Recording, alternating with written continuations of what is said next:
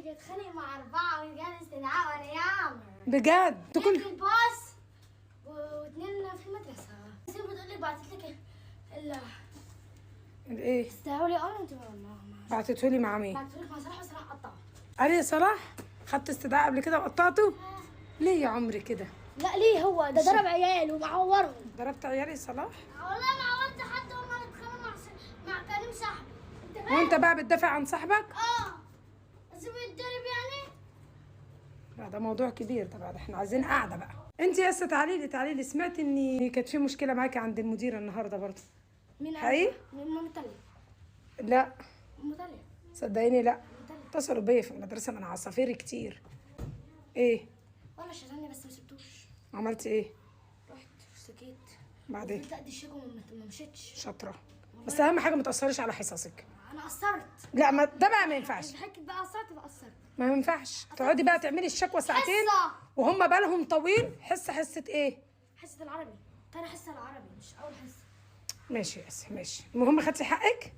حط حق. حاسه نفسك مرضيه؟ لا مش مرضية. ليه؟ مش حاجة. مع مين؟ بتقول لي انذار. إيه؟ عايز تاني؟ لو سمحتي. وقبل كده في الترم التاني برضه قالت نفس الكلام. عمل لك ايه الولد؟ اتنمر عليكي. صح كده؟ خلاص انا خليني اروح، يعني مش اول مره اقولها. قالت لي خلاص بقى معلش. وفضلت امشي وراها اكتر من مس مين؟ مس اسماء. تمام. انا مش مرتاحه. فضلت امشي وراه. قلت له بعدها تصالحنا. خلاص بقى تصالحنا يعني. صالحت وليه تصالحيه؟ هو اول مره يقولها لك؟ هو اللي صالحني. قال لك انا اسف؟ يعني مش هيكررها تاني؟ طب خلينا نشوف عادي، ما فيش مشكله لو واحد غلط واعتذر. خلينا نديله فرصه. انا متضايقه من مس اسماء. ما عملتليش حاجه.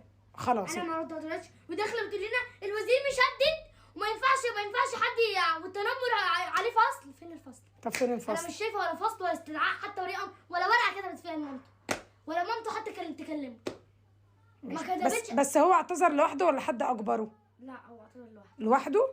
احلى حاجه في الدنيا ان الواحد يعتذر لوحده ومحدش يقول له اعتذر. جينا اتخانقنا مع بعض راح يكون عارف ان هو غلطان، فده افضل من ان امه او مدرس يجبره انه يعتذر لك. لانه لو اعتذر من نفسه فده صدقيني انه اكيد انه مش هيضايقك تاني. لكن عارفه لو حد اجبره على الاعتذار هيضايقك تاني، لان هو نفسه مش راضي على ان هو بيعتذر. لكن طالما هو اعترف بغلطه وقال لك انا اسف فخلاص انسي الموضوع وتعاملي معاه على انه مش هيغلط معاكي، على انه مش هيغلط فيكي تاني. فهمتي؟ موضوع مس اسماء ده موضوع تاني وانا هكلمها. لكن بالنسبه للولد يعني بجد يعني شكرا. حتى لو غلط كلنا بنغلط وبنرجع نعتذر، فمش مهم انه غلط، المهم انه اعتذر لك ورضاكي. تمام؟ انت بقى لازم الفرحه المنتظره. هي احسن يوم في حياتي. خير؟ ابنك اتخانق مع 4 رجال استدعاء ولي امر. بجد؟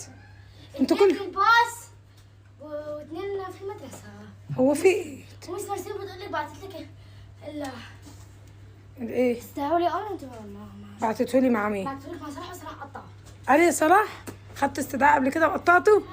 ليه يا عمري كده؟ لا ليه؟ هو ده ضرب عيال ومعورهم. ضربت عيالي صلاح؟ والله ما عورت حد. هما اللي اتخانقوا مع كريم صاحبي.